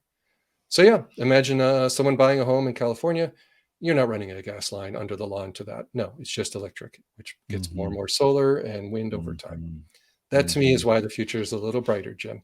Yeah, Really. I mean, coal is way more expensive than gas and hydro. Things are just getting better. yeah. Money is going to drive that to have cleaner air for our kids. That to me is good. I think as you think about this furnace replacement, you got to think about radiant heating, not just on your floor, not on just on the floorboards, but underneath the floorboards. That's the Europeans build that stuff in from the beginning, Oh and there's yeah, I've heard. nothing better than a floor, right? The whole floor is warm, You've been in and one it of those or a oh yeah, hotel? Yeah. Okay. yeah. When we like, I remember this was '80s, and we were there, and I grew up in California. I'd never been in a radiant, where the floor you get radiant floor Mm. heat, and it's getting more and more popular, right? More and more people are putting it in as they're putting in their new homes or whatever. But man, a warm floor, just so efficient and just so delightful on a cold, like on a really cold winter day. If you can, your feet on a warm floor are just, it's love. Like you Well, for just an let existing go. house, it'd be pretty pricey to rip up the floors and do Yeah. all Well, that. But you can retro 'em. You can retro 'em. Yeah, okay. just like everything else. And then the last thing is just the heat pump article. I mentioned that in a previous podcast, but I'll say it again. Why are heat pumps important? It's just interesting because they're in cars.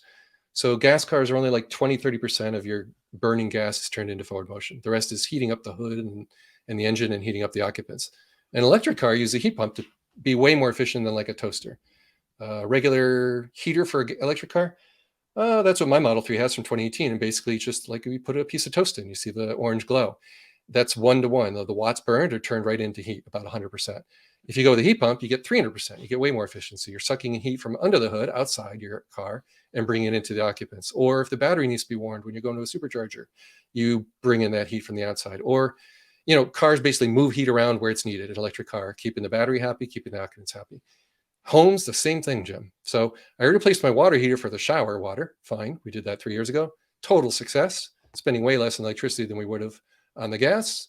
Not that much savings, but still, we ended up, because of the rebates that Connecticut offers, energizect.com is the website, we got a coupon. So instead of paying $1,500, we paid the $750 that a regular gas water heater would have cost. So it's totally a no-brainer, an absolute win. And I thought a few hundred people might read it, and here I am 3 years later, 20,000 people read that article. So I feel really good about that. A lot of people learning about and very interested in heat pumps. But right next to it is the what's heating the whole house. That's the next thing to replace. And then finally, my air conditioner is also 24 years old. Yeah. So the question becomes, do you rip out the air conditioner and the furnace and replace them all with one thing? Yes. Well, then you need to have ducts on the first and second floor. And I don't have that. I've got one zone for, so I do air conditioning with ducts on the first and second floor, but one air conditioner return. So it's a major bit of surgery to any home when it gets to this age. Like, what do I do? But it's still, I don't want to replace the furnace with the gas one. It makes no sense at this point. It's cheaper to operate on electricity. I'll be fine. So, stay tuned. But anyhow, these are the things that a lot of people are thinking about, Jim, and that gives me hope for the future. There's no reason to build a house with gas anymore. It's good. You're stuck in a little bit of that East Coast thinking, like those homes were built to be heated by burning, right? Yeah. Here in the Midwest, we have gas furnaces, but we use forced air for just about everything. Oh, really? That's very common by you? Sure. Yeah. So you can retro. It's super easy to retro a house here. No, there you go. That's been built, been built in the last 100 years. Do you do humidification? In the winter? You do humidification? We do. Is maintaining that thing been a big deal or no big deal? One filter, put a new filter in and clean it out and let it go. Is that common for your neighborhood and other houses you go to? People, they actually humidify their air in the winter. Yeah. So when you have baseboard heating, that's a challenge in a house like mine. The house is very dry in the winter. Yeah. Yes. Yeah.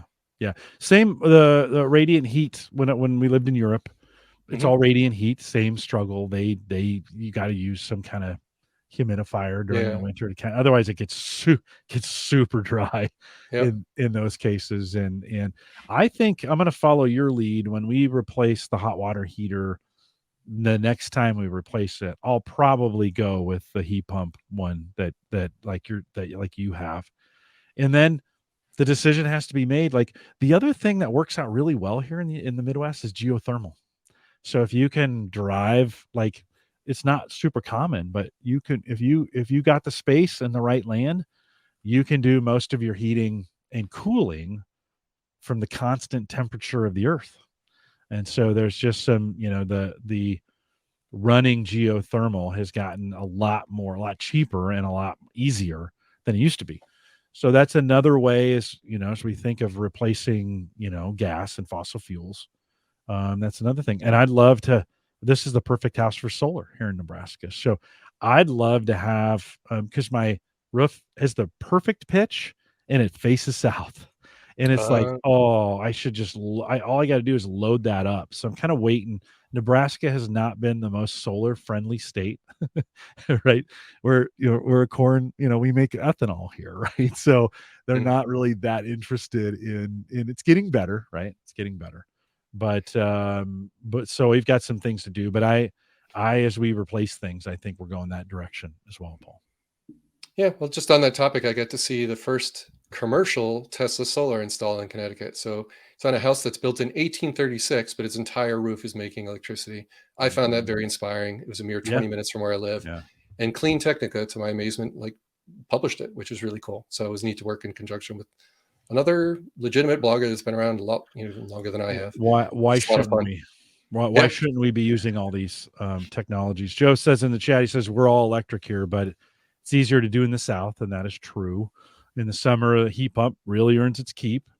And here in the Midwest, like Joe, our Air conditioner does the same thing. It could be a heat pump. We could have that out there as well.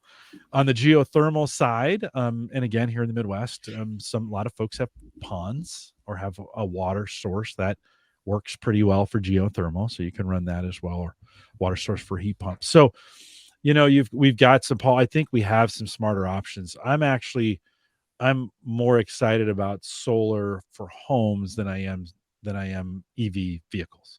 Like, I mean, I'm all for, like, I love where we're going with that, but I think we've got a great opportunity for better energy at the home level. Like, we burn a lot of energy in these places, Yeah. and And so getting Connecticut finally 2 weeks ago incentivized me to sign up and allow them to curtail charging once in a while in the worst days of summer. I'm yep, fine with that as long as my yep, car is ready in the morning. So I get to yeah. save $200 to $500 per car per year. Well, that's That's a great. start because our electricity costs the same a day and night in Connecticut, which is really strange. So that means they got to update the grid. If everyone plugs in their electric car and comes home at 5 p.m., that's no good. They need to just motivate us to charge after midnight or something. Yeah, And they're starting to do that. that's just for charging. That's not like Correct. for They're okay. using my Tesla account or smart chargers. People have other brands, and they can curtail on the worst days of the year. So that helps them not have to replace stuff. I had recently had to upgrade the wiring to my house, for example. Electric company pays for that, right? My voltage was sagging a little in the summer. Lived here 27 years. People install air conditioners. They move from 100 amp to 200 amp panels. Gradually, the transformers get old, and I have 2 electric cars in the garage. That wasn't the reason, but it's been sagging for years where I was starting to dip below 110 volts for hours, and that could start to be a problem for certain electronics and stuff. So I reported it, and they replaced the wires to my home. They put a new meter in the house, and now they had to replace a transformer across the street and some wires along the Yeah, poles. yeah, And I'm like, by the way, if more people get electric cars, yeah, it'd be interesting if we all charge all at the same time. But yeah. more important, why don't you just motivate me to charge after hours when it's actually beneficial to the power company to use Right, electricity? And right. so, yeah, and solar's part of that. If you don't really need a battery, if your power company will pay you for a meter that runs in reverse, right? If you can generate during the peak and then they credit you, it offset you on your bill. Luckily, I'm in one of those states that can do that. But Yeah, now my wife would have to decide, does it make sense to do that where we're living and how long are we living here and all that. Um, yeah, do you know yeah. where you're living the next 5 or 10 years, Jim? I know you're talking about that in Right some of your here. No, videos. we're staying here. You're staying there. Okay. Yeah. Cost of living, all that, cost of construction materials, not a great time to try to It's build something like right that. now. It's not a time to move. I had to have that conversation with Sarah the other day. I was just like, yeah, we're not. This is not the time to move. Let's just hang tight. We'll be fine. And I think there's some great things we can do here. So we'll have to Cool. see. But um, we have OPPD, our electric company, does a little bit like that, except for air conditioners, because air conditioned, so we run them so hard, and so for in the summer here, right in the Midwest. Interesting. So they put a meter on there that spins the air conditioner down on the hottest days, and they can, with enough homes doing that, they only allow them to run for a certain time period, and they say, hey, you'll never notice the difference. We're just being smart about when they run. They get enough energy savings that they don't have to put in a whole nother power center to make this thing work. And so to me, that's kind of cool. You're like, and I, during the summer, I never notice. And they say it's going to be between like 7 and 15 days this summer. And so you'll never notice. And I think that's kind of cool energy management, that they're doing that kind of thing during this peak, because everybody's just running their air conditioners full blast on the Sure. hottest days of the summer, right? And then I mentioned this on another show, but our electric company is starting to put in big solar farms. So instead of incenting household solar energy, you can buy shares in their solar farm, and then they discount your bill. So help them build these farms. And in some ways, solar farms may be more efficient than onesie twosies solar panels on houses. You know? Yeah. Um, I agree. My gut also tells me, though, if you're planning on living somewhere 20, 30 years, is there a contract? Will it last your whole life? Will it last the lifetime of the house? Is it transferable? I don't know. Right. Right. It's kind of like the risk of Insteon, right? You're buying into Yeah. something, Yeah. Yeah. and Yeah. Yeah. that can be a Right. problem with solar as well, especially if you Right. lease solar and you try to sell the house. There's Yeah. also those things to think about. Right. Right. I Yeah. happen to just be showing on my screen the sign-up process for people in Connecticut, but look up whatever state you live in, and there might, if you own an EV already, you might have some sort of program to sign up for where you can save some money at night. And this one scared me a little because it's Clear Result that Eversource partnered with. And then you have to provide, basically you're working with 3 different companies to get your cars hooked up so that an API can be talked to so that they can curtail the charging at night. And that's a little bit more complicated than it should be. And then when I went to sign up a second car, you had to clear your cookies or open up a different browser because the original one wouldn't let me add a separate card of the shopping cart. That kind of nonsense, right? A little rough start there. But hey, the payoff is hopefully hundreds a year by the end of this year. So, but lots of states, have those kind of things. So I encourage people that are listening to look into that. Yeah. And Jim, I guess if some of your audience is new, if they could follow me at Paul Braren, I love interacting with people about anything on Twitter, the happy stuff, a lot of the topics I talked about. That's what I tweet about, not so much politics or other miseries of war or whatever. So Tinkertry, TINKERTRY.com. If you want to check it out, it's just one you should have in your favorites. And it's not like he's got something new every day, but when he does post something, it's pretty important. So you might want to get out there, get that done. Paul, thanks for spending some time with me tonight. Give me a little extra time too. I always appreciate our conversations, and always appreciate the just the wisdom that you bring to what we do here. And thanks for coming on tonight. I appreciate it. Thank you, Jim. Thank you for having me. I hope things continue to grow all over the country, including Electrify America, all over the state you live in, Jim. I hope direct sales of Teslas are allowed in your state. In mine, it's still a 7-year fight. Still, yep, you're nodding your head. Nope. That. Who knows if that'll make it to the Supreme Court one day? But it's getting silly. We have to buy it in Iowa. So now we live on the border. So but it's not a big deal for you. Yeah, no, it's not. But so I don't mean to scare people away, right? I'm just a straight talker on the challenges with EVs. It doesn't mean I'm saying, oh, you should. If someone's on the fence about an EV, go test drive it.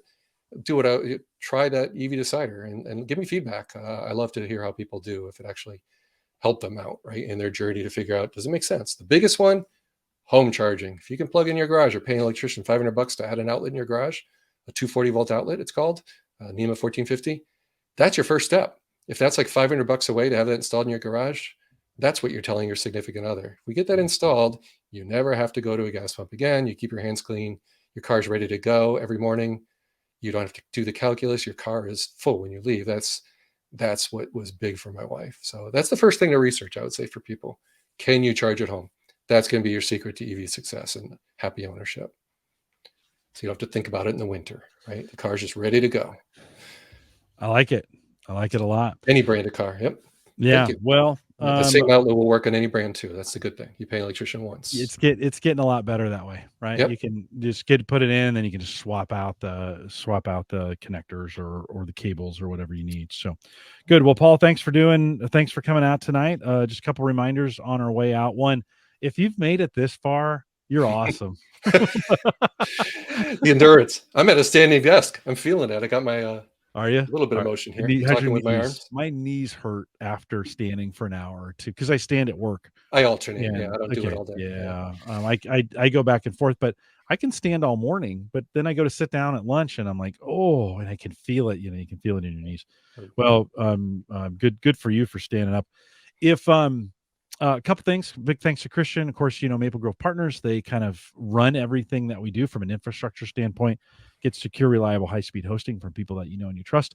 MapleGrovePartners.com. If you're thinking of starting a site, and who shouldn't have their own website at this point, check out MapleGrovePartners.com. Plans start as little as $10 a month.